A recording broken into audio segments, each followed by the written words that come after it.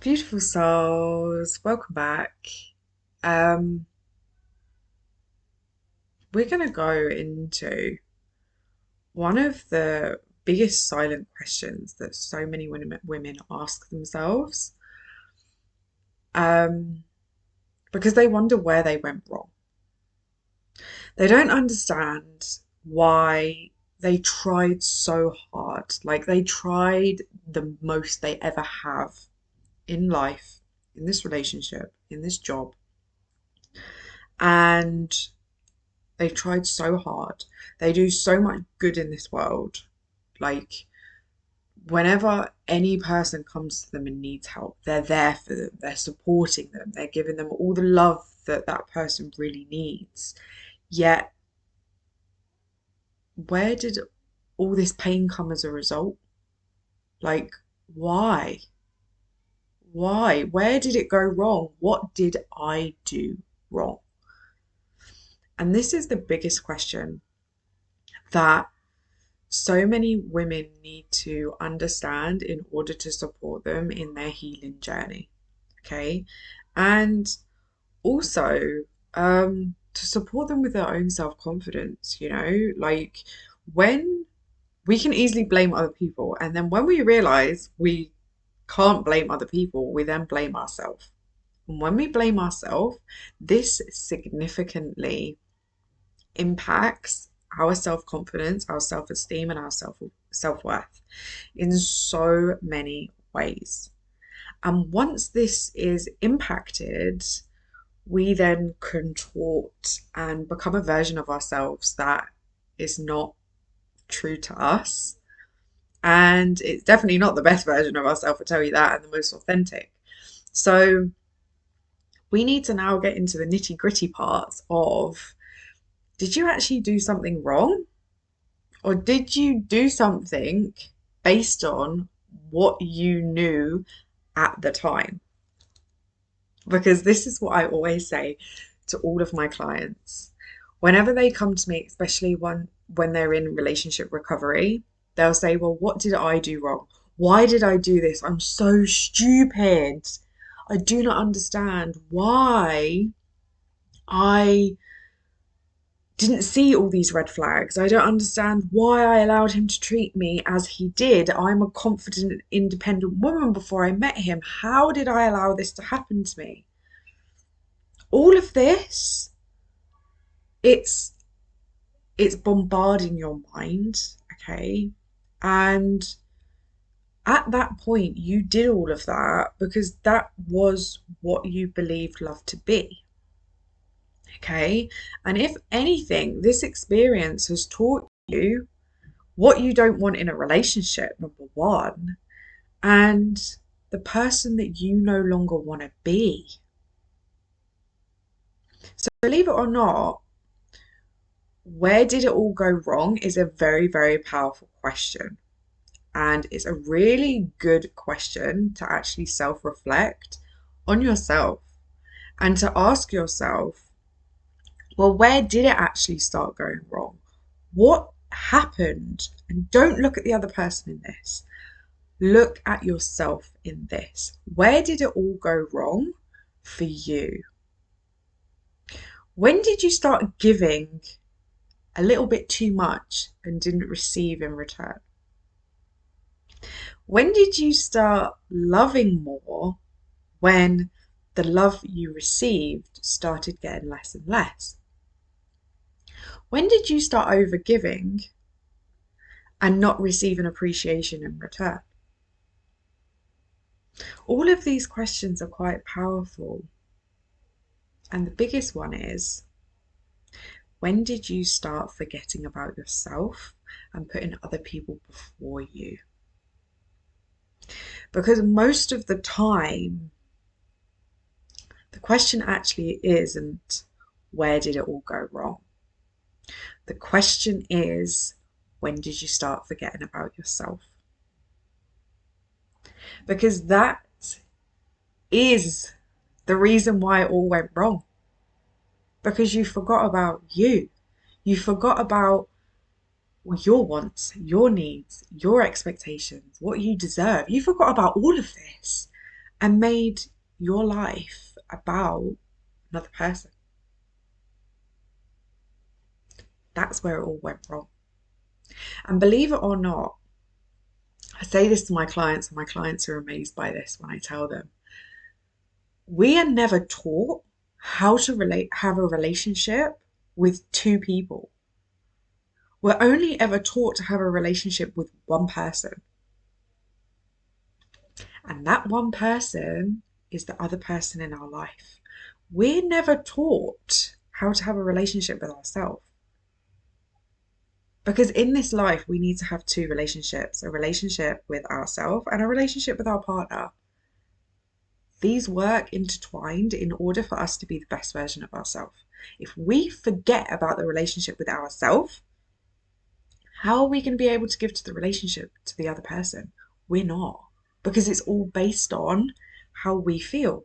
If we don't feel good about ourselves, and if we don't have a relationship with ourselves, knowing our own needs, we're not going to be able to communicate in the relationship to show up the best way that we can.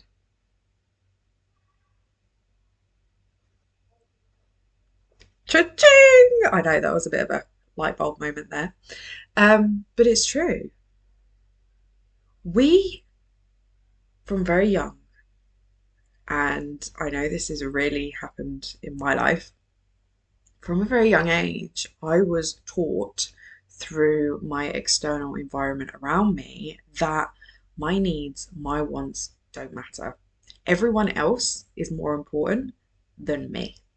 And I was taught that from my mum. My mum, all her life, has always put everyone else in front of her. And because that's what she did, I believe that to be normal. Okay. And it's only when I've actually questioned it myself and realized that in my life, when I've gone about my daily life, I realized that when I put other people in front of me, number one, I'm exhausted. Number two, that doesn't make me feel good. Because, yeah, I put everyone else in front of me, but who puts me in front of them? No one. The person that I was in a relationship with put himself first. He was very selfish in that way. So when he was putting himself first and I was putting him first, in all of this equation, where does Jade fit in? She doesn't. And then who was affected in the end? Me. I was the one that was affected. And that was when it made me realize, well, hang on a minute. In order for me to be the best version of myself, I need to start putting me first. Yet, this is where the conditioning and the programming of our childhood comes in because that's not normal. Putting me first is not normal because as a child, I was always taught that if I put myself first, I was selfish. And I was also taught that if I put other people in front of myself, I actually receive more love that way. And as little kids, all we do is want to be loved. So we try and find any which way to be loved. And for me, that was very much putting other people before myself.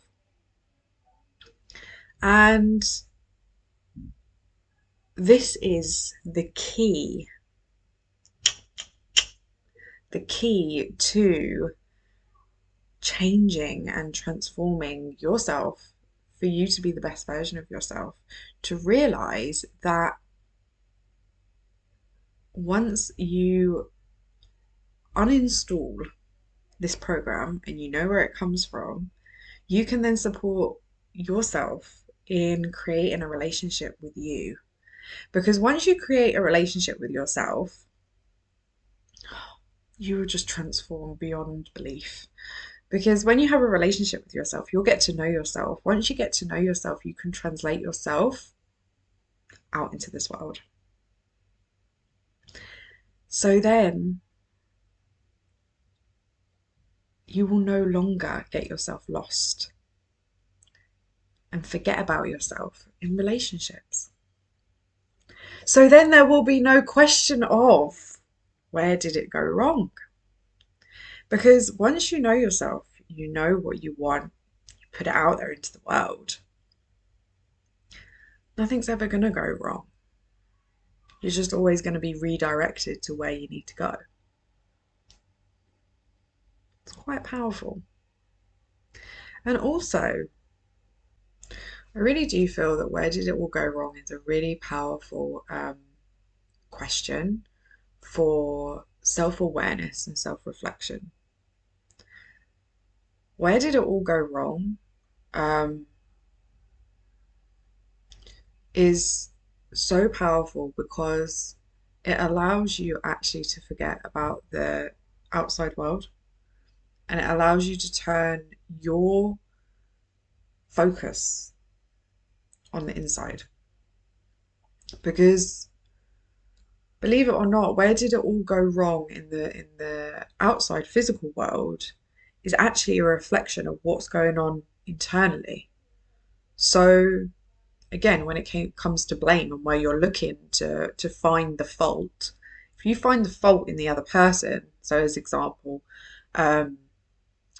he was like, if you're in a relationship and he was abusive and he was emotionally unavailable and he was mentally and emotionally abusing you, especially if you was in a narcissistic relationship, believe it or not, that does have a mirror. And what does that mirror actually say? That if he is emotionally unavailable, believe it or not, you are too. And you're going to be like, what? What? I'm emotionally unavailable. I'm crying all the time. I'm depressed. I'm anxious. Yes, but are you actually emotionally available to those emotions when they come up? Because I never was. Yes, I was anxious. Yes, I was depressed. Yes, I'd cry a lot. Yes, I'd talk to a lot of people about my problems. But what did I do when I talk about my problems? I just talk about them and leave them and not do anything about it. My depression, every time I was depressed, oh, what do you do? Just go out and make yourself happy again. When I was anxious, oh, what do I do? Just scroll on my phone until I go to sleep. That's avoidance, believe it or not. That's not accepting, and that's not supporting the emotions that are coming up, and it's not showing that you have availability for them.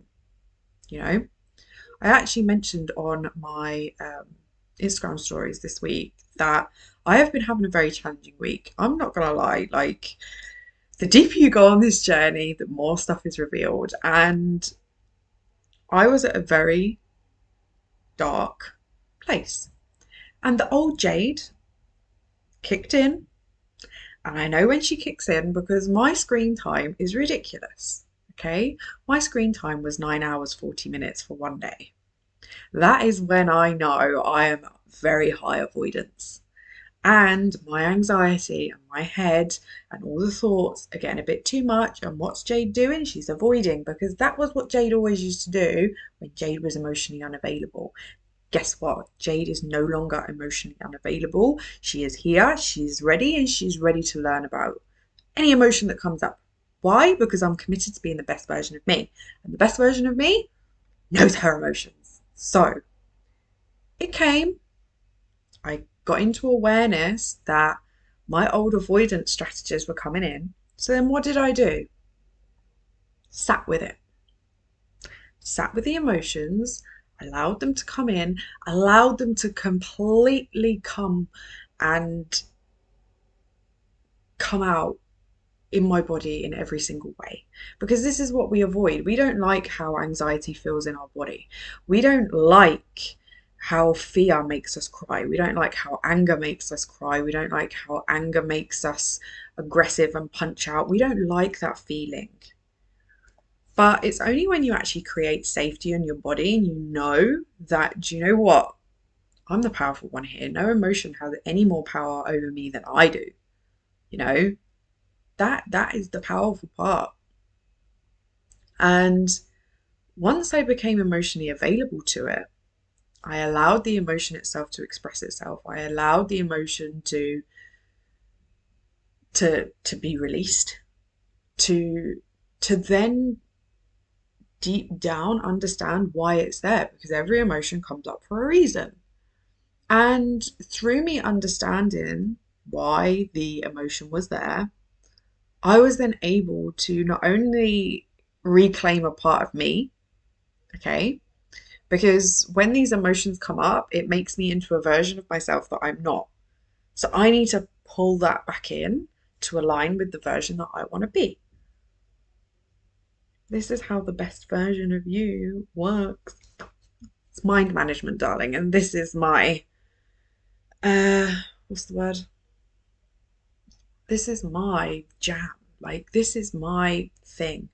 Managing the mind to understand which parts of you are playing what role in order for you to be the best version of yourself. My non-self had come in straight away, and I was like, no.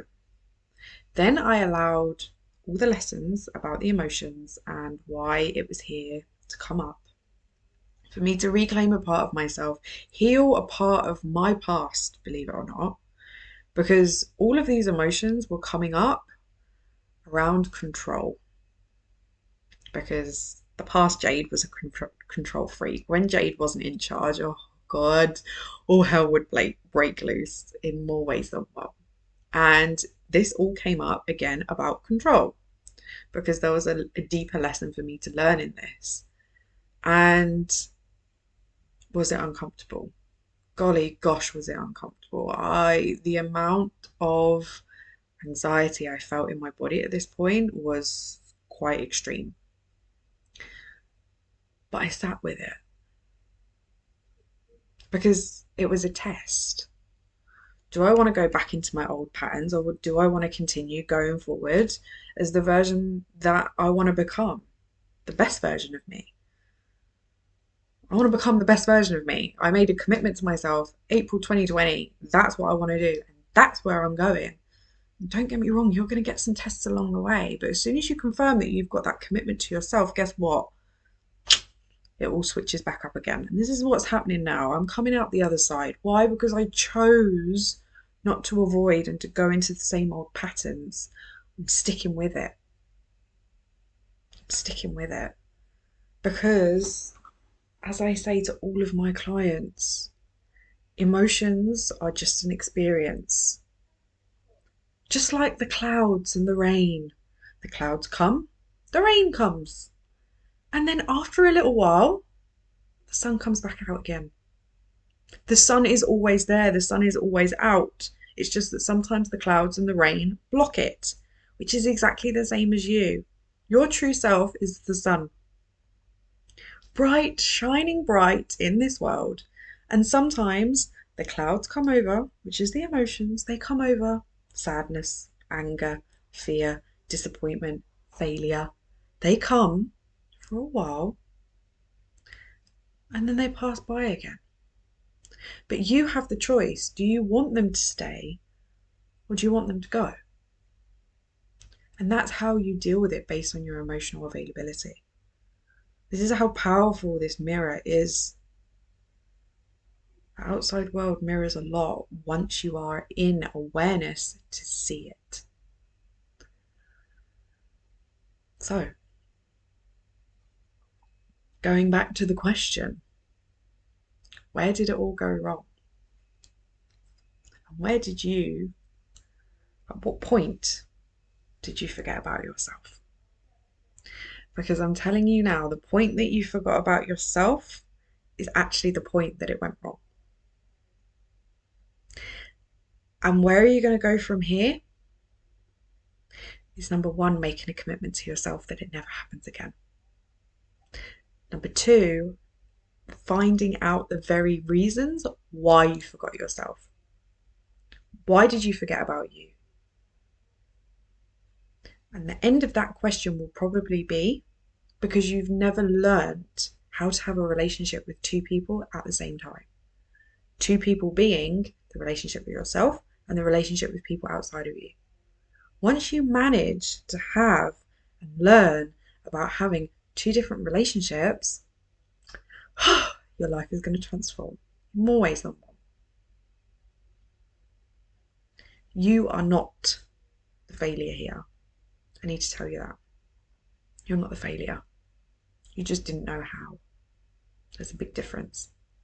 You can't shout at a child if they didn't know how to build a sandcastle because you didn't teach them.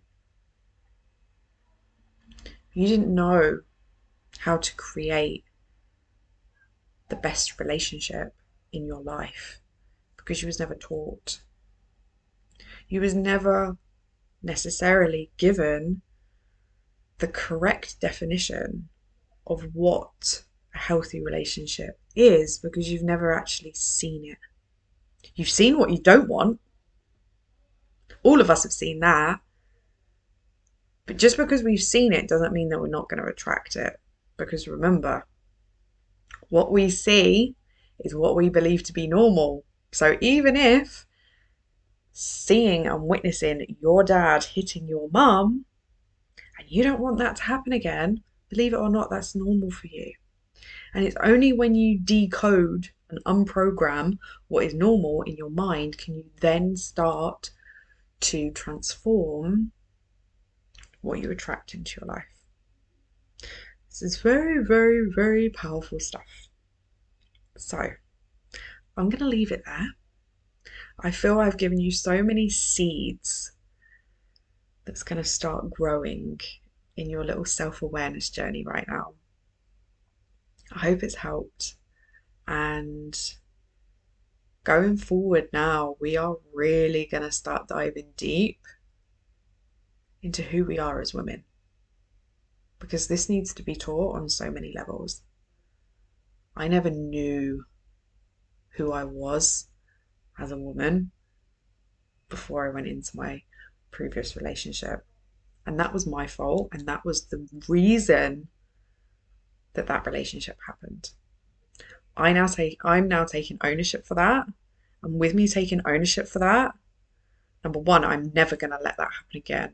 And number two, in order for me to attract the best relationship that I desire going forward, I need to be the best version of me. And I know that you do too. So if you need support in this journey, you know where I am. I have my incredible mentorship that I can support you in getting to know yourself and for you to become the best version of yourself. Anything that's come up in this episode, I'd love to hear from you. Pop me a DM. I'm on Insta, I'm on Facebook, or you can pop me an email. All the places that you can catch me are in the show notes, and I will catch you on the next episode. And remember, keep smiling and keep shining. I love you so much, and I'll catch you very soon.